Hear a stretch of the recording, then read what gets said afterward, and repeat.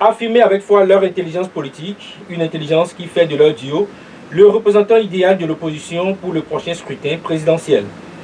Après la validation du binôme Kokwe-Agossa par la Cour constitutionnelle, il a tenu dans la matinée de ce mercredi 24 février 2021, pour une première sortie, à clarifier leur légitimité dans l'opposition au régime du président Patrice Talon. Nos idéaux sont clairs, nos valeurs sont en jeu, mais nous pouvons changer les choses et libérer le peuple béninois.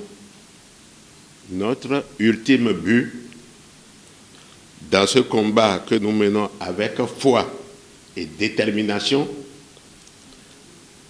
c'est de mettre fin à la souffrance de notre peuple du fait d'un régime inqualifiable. Les conférenciers du jour ne sont pas allés du dos de la cuillère pour exposer l'amalgame qui a conduit à la situation qui prévaut au sein des forces opposées au système de la rupture. Pour eux, le jeu sur le parrainage était ouvert, seulement leurs confrères opposants étaient crédités de mauvaise foi. Notre parti était dans la logique du fait qu'il faut lever des contraintes. Nous sommes adhérés à un front, ça a été répété et confirmé par l'ensemble du front et aussi le parti. Moi qui suis ici, j'ai été interpellé et sanctionné. Pourquoi? Simplement parce que sur une radio, j'affirmais que mon duo aura le parrainage, que nous sommes sur le chemin d'avoir le parrainage.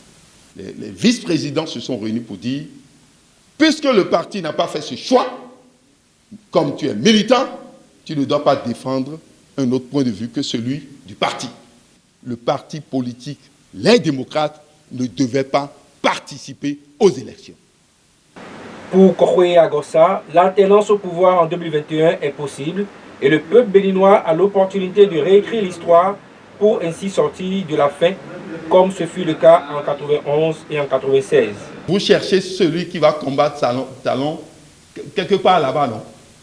Et vous l'avez en face et vous doutez. Vous l'avez en face et vous doutez. Ça va se produire. Je disais toujours à vous tous, et dehors il y a co, et co il y a dé. L'heure a donc sonné pour la mobilisation face aux défis à relever. Nous vous en supplions, car l'heure a enfin sonné, malgré la ruse et la rage, pour mettre un terme aux souffrances de notre vaillant peuple et à la dictature que nous impose ce régime.